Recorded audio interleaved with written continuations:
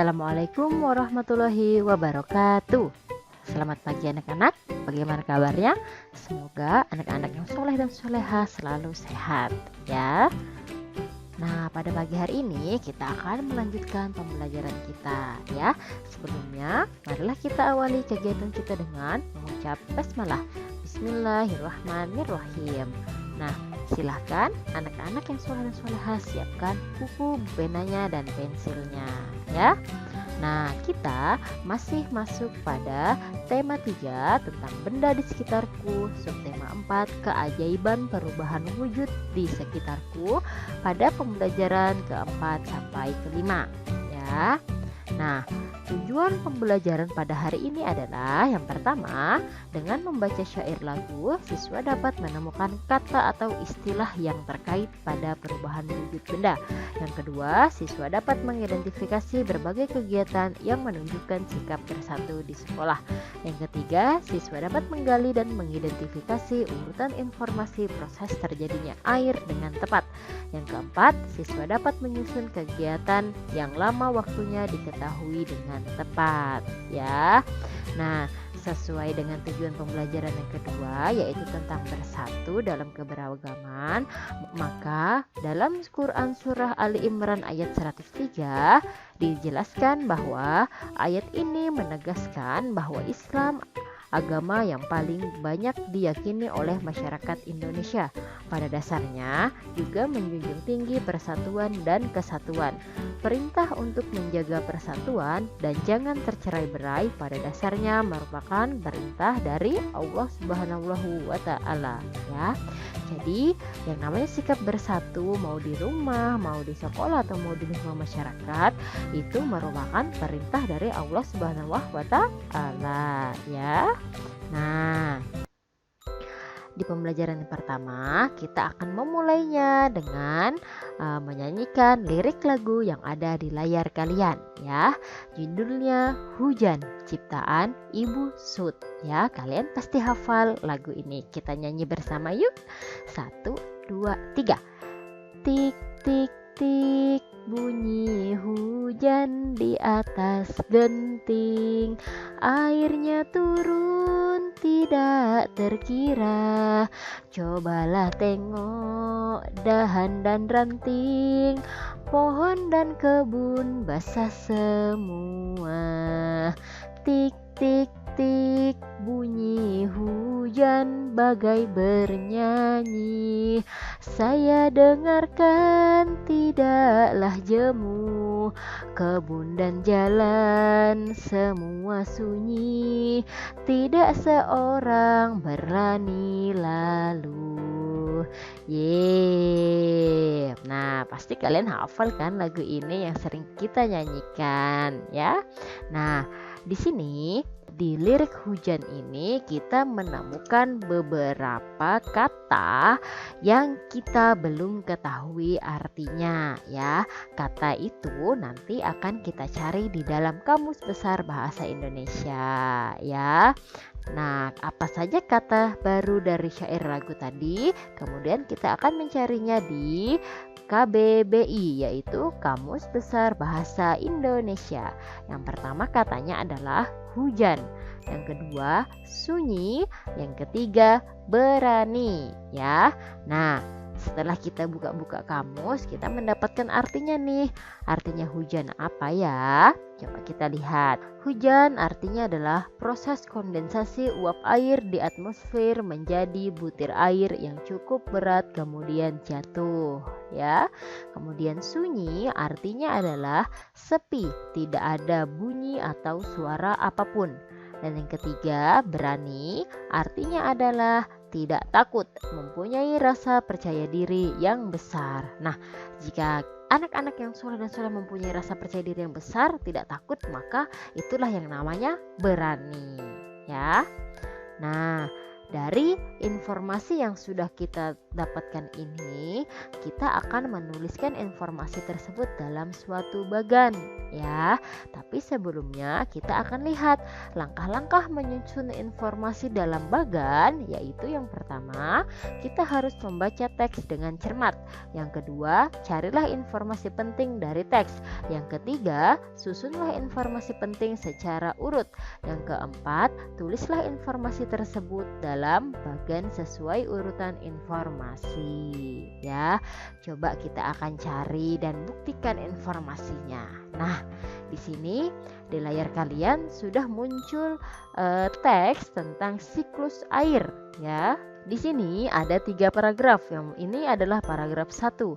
Yang ini paragraf 2, yang ini paragraf 3. Jadi bedanya dia agak sedikit masuk ke dalam, ya. Jadi ada 3 paragraf. Nah, kita akan mencari informasi penting dari setiap paragrafnya. Nah, langkah yang pertama kita akan baca dulu. Paragraf 1 adalah air merupakan salah satu kebutuhan pokok manusia dan makhluk hidup lainnya, ya. Kemudian di paragraf 2 isinya tentang tahapan air tadi menjadi proses titik air, ya. Siklus air terjadi beberapa tahap. Yang pertama, sinar matahari memanaskan air yang ada di permukaan bumi sehingga mengalami penguapan. Kemudian uap yang menuju atmosfer akan membentuk titik air karena dia mengalami proses pendinginan, dan uap air menjadi titik air tadi disebut kondensasi, ya. Titik air tersebut membentuk gumpalan awan, ya. Paragraf ketiga, jika kondensasi terus berlangsung, maka titik air yang membentuk awan akan semakin banyak dan titik air akan menjadi lebih berat sehingga awan tidak mampu menampung titik air, maka titik air akan jatuh ke permukaan bumi sebagai hujan. Nah, dari teks yang sudah kita baca tadi, anak-anak bisa dibaca ulang teksnya supaya lebih paham, ya. Nah, di paragraf pertama kita sudah menemukan informasi, ya. Informasi yang sudah kita baca tadi, kita akan tulis di bagannya. Yang pertama, siklus air adalah proses perputaran air yang terjadi terus-menerus dari permukaan bumi ke atmosfer, kembali lagi ke bumi, ya. Kemudian paragraf 2, isinya apa tadi? Paragraf 2 setelah kita tulis di bagan, isinya adalah sinar matahari memanaskan air di bumi sehingga mengalami penguapan. 2. Uap air yang menuju atmosfer akan mengalami pendinginan dan membentuk titik air atau proses kondensasi. Yang ketiga, titik air membentuk gumpalan awan, ya.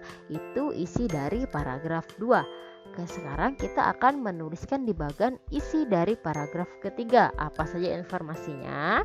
Nah, gumpalan awan yang menampung titik air akan semakin berat, maka titik air akan jatuh ke permukaan bumi sebagai hujan, ya. Bisa kita lihat siklusnya. Nah, seperti yang sudah muncul di layar kalian ini, matahari akan memanaskan air laut sehingga ada seperti asap atau awan-awan tipis yang naik ke atas. Nih, itu namanya proses penguapan. Setelah awan-awan tipis tadi sampai di atas, dia mengalami proses kondensasi atau pendinginan sehingga berubah menjadi titik air. Nah, titik air tadi membentuk gumpalan awan seperti ini.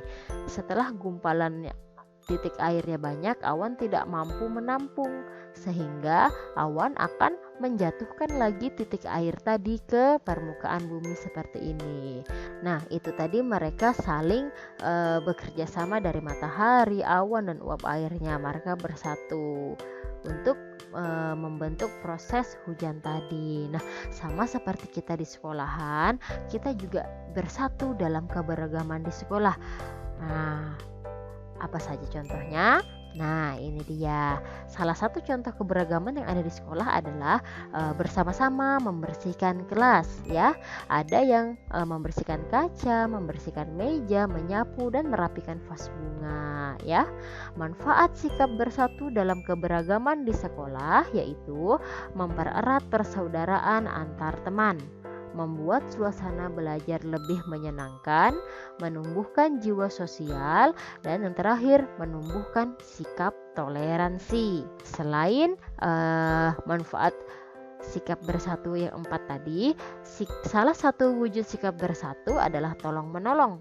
Nah, saling tolong menolong dapat menciptakan kerukunan dan mempererat pertemanan. Menolong orang lain dilakukan dengan tulus dan tidak terpaksa. Setelah ditolong, maka kita harus mengucapkan terima kasih ya. Nah, seperti di layar kalian ini ada teman kita sedang bermain, kemudian dia terpeleset karena dia menginjak kulit pisang, kemudian ditolong oleh temannya ya. Nah, saling tolong menolong ini adalah salah satu contoh sikap bersatu. Setelah ditolong, jangan lupa ucapkan terima kasih ya. Nah, anak-anak yang soleh dan solehah, pada saat kalian bermain, kalian bisa menghitung lama waktu bermain. Kira-kira lama waktu kalian bermain ada yang 1 jam atau 2 jam ya. Bagaimana cara menghitung lama waktu bermain? Lama kegiatan ditentukan dengan cara, ini rumusnya, waktu kegiatan berakhir dikurang waktu dimulai kegiatan. Jadi waktu selesai kalian bermain dikurangkan dengan waktu dimulai kalian bermain ya. Contohnya adalah Lani mengamati sebongkah es mencair mulai pukul 8:15 ya. Kemudian es mencair sepenuhnya pada pukul 8:55. Berapa lama waktu proses es mencair seluruhnya? Maka kita akan menjawab, kita tulis waktu selesai yaitu pukul 8:55. Sedangkan waktu mulainya adalah 8:15. Dengan rumus waktu kegiatan berakhir dikurang waktu dimulai kegiatan. Berarti kita akan tulis waktu selesai dikurang waktu dimulai.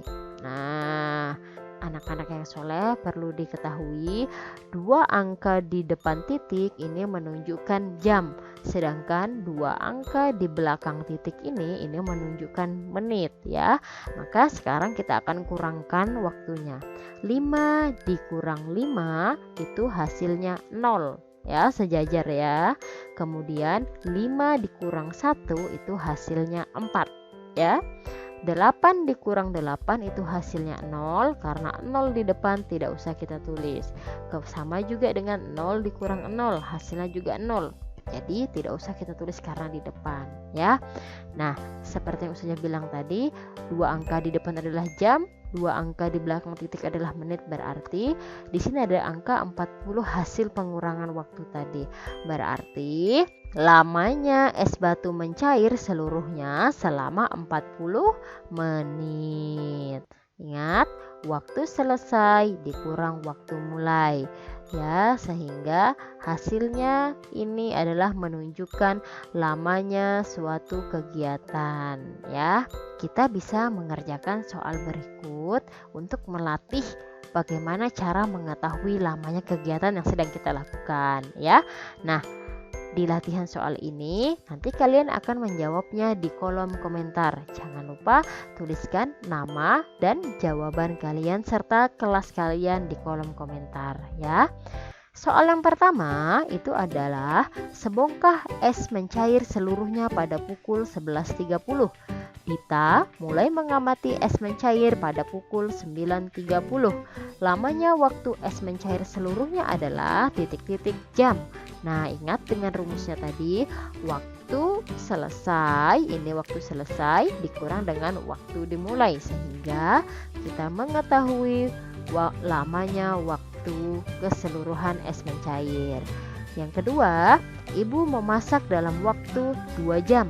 Jika ibu selesai memasak pukul 11.30, maka ibu mulai memasak pukul berapa? Nah, waktu selesai 11.30, maka akan dikurangkan dengan lamanya waktu memasak selama 2 jam. Nah, nanti jawabannya akan kita dapatkan. Ibu mulai memasak pukul. Nah, dan yang terakhir, waktu mulai itu pukul 7.00, sedangkan waktu selesai pukul 9.30. Berapa lama kegiatannya? Dengan rumus yang tadi, waktu selesai dikurangkan waktu mulai, maka nanti akan ketemu lama kegiatannya, berapa jam, berapa menit ya. Silahkan kalian coret-coret di buku tulis kalian, lalu kalian jawab jawabannya di kolom komentar. Jangan lupa tuliskan nama, kelas, dan jawaban nomor 1, 2, dan 3 ya. Sampai di sini pembelajaran kita Ustazah akhiri. Semoga pembelajaran pada hari ini dapat memberikan manfaat kepada anak-anak yang soleh dan solehah. Ustazah akhiri. Wabillahi taufiq wal hidayah. Wassalamualaikum warahmatullahi wabarakatuh.